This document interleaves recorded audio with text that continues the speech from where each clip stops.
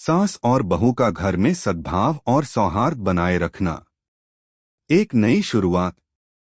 वह एक सादगी से भरा घर था, जहां हर एक सदस्य अपनी जिम्मेदारियों को बखूबी निभाता था। छोटे से घर में प्यार, स्नेह और एकता का माहौल था। घर की दीवारें भी इस स्नेह से गूंज उठतीं, जैसे ही घर की मालिक सास सुधा देवी और उनकी बहू पूजा एक साथ मिलकर घर की व्यवस्था करती।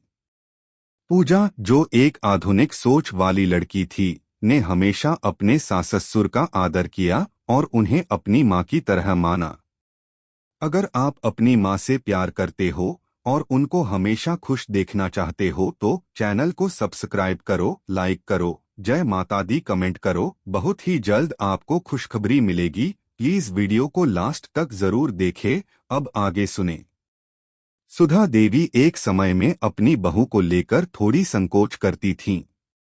पारंपरिक सास बहू के रिश्ते में जो दूरी होती है, वह उन दोनों के रिश्ते में थी। लेकिन समय के साथ पूजा की समझदारी और उसके संस्कारों ने सुधा देवी का दिल बदल दिया। पूजा और सुधा देवी का रिश्ता अब एक आदर्श सास बहू का था। पूजा कभी भी अपनी सास को अपनी मातृकता के बजाय एक सम्माननीय मार्गदर्शक के रूप में देखती थी, जबकि सुधा देवी भी पूजा को अपनी बेटी जैसी समझने लगी थीं। घर में सामंजस्य का रहस्य। पूजा और सुधा देवी का रिश्ता केवल एक उदाहरण नहीं था, बल्कि उनके घर की व्यवस्था का एक महत्वपूर्ण हिस्सा था। उनकी समझदारी और एक दूसरे के प्रति सम्मान घर में सद्भाव और सौहार्द बनाए रखता था। एक दिन पूजा ने अपनी सास से पूछा, माँ, आपने हमेशा घर को बहुत अच्छे से संभाला है। आप कभी भी हमारी छोटी छोटी बातों को बुरा नहीं मानती, इस रहस्य का क्या है? सुधा देवी मुस्कुराते हुए कहती हैं, बेटी, घर का माहौल और रिश्ते तभी अच्छे रहते हैं जब आप एक दूसरे के दिल से सम्मान करें। कभी कभी छोटी छोटी बातों को नजरअंदाज करना और बड़े दिल से सोचने से घर का माहौल संतुलित रहता है। पूजा को यह बात बहुत प्रभावित करती है और वह भी यही सोचने लगती है कि अगर रिश्तों में समझदारी और सम्मान न हो तो जीवन कितना कठिन हो सकता है। सुधा देवी और पूजा दोनों घर के कामों में एक दूसरे की मदद करती थीं। पूजा जब काम से थकी हारी घर लौटती तो सुधा देवी उसे ताजगी से भरी बातें करती और उसे समझाती कि जीवन की कठिनाइयां कुछ समय के लिए होती हैं, लेकिन परिवार का समर्थन हमें हमेशा मिलना चाहिए। संघर्ष और समाधान। एक दिन घर में एक छोटी सी बात को लेकर बहस हो गई। पूजा की छोटी बहन रश्मि ने घर के अंदर आकर कहा, माँ, इस बार किसी न किसी ने खाना बना दिया है, पर कुछ भी ठीक से नहीं बना। यह बात पूजा को थोड़ी चुभी, क्योंकि उसने खाना बनाया था और उस दिन वह बहुत थकी हुई थी। पूजा ने रश्मि को नाराजगी से कहा, रश्मि, तुम कभी भी समझ नहीं पाओगी कि जब काम पर जाते हो तो थकावट कैसी होती है। सुधा देवी ने यह देखा और बीच में आते हुए कहा, पूजा, बेटा, छोटी छोटी बातों को लेकर कभी भी घर के माहौल को खराब मत करो। रश्मि की बात को समझो, हो सकता है उसे तुम्हारा खाना थोड़ा नमकीन लगा हो। ऐसे में उसकी नाराजगी को दिल से मत लगाओ। पूजा को यह समझ में आया कि कभी कभी छोटी छोटी बातें भी बड़ी हो जाती हैं, और परिवार के सदस्य जब एक दूसरे के भावनाओं को समझते हैं तो कोई भी असहमति आसानी से सुलझाई जा सकती है। पूजा ने रश्मि से माफी मांगी और कहा, रश्मि, अगली बार तुम्हें कोई समस्या हो तो मुझे बता देना, मैं इसे सुधारने की कोशिश करूंगी।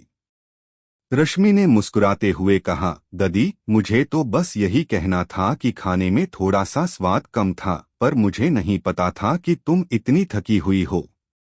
अगली बार मैं तुम्हारी मदद करूंगी। घर में सौहार्द बनाए रखना।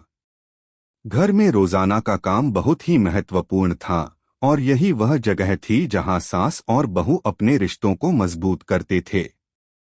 सास सुधा देवी ने पूजा को बहुत कुछ सिखाया। एक दिन सुधा देवी ने पूजा से कहा, बेटी, जब हम परिवार में रहते हैं तो हर एक सदस्य का आदर करना और उनकी मदद करना हमारी जिम्मेदारी है। अगर हम एक दूसरे के साथ बिना किसी स्वार्थ के व्यवहार करते हैं तो घर में हमेशा सुख शांति बनी रहती है। पूजा ने अपनी सास की बातें पूरी तन्मयता से सुनी और समझा कि घर में सद्भाव बनाए रखने के लिए सिर्फ काम की चीजें नहीं बल्कि एक दूसरे की भावनाओं और जरूरतों का भी ध्यान रखना जरूरी होता है। परिवार का सुखी जीवन। कुछ समय बाद पूजा और सुधा देवी ने मिलकर एक परिवार के कार्यक्रम का आयोजन किया।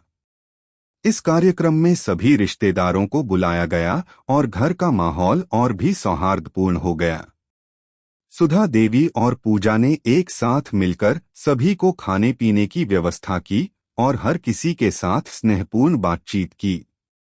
पूजा ने यह महसूस किया कि जब आप अपने घर के सदस्यों के साथ अच्छे संबंध रखते हैं और उनका आदर करते हैं तो घर का माहौल हमेशा खुशहाल रहता है।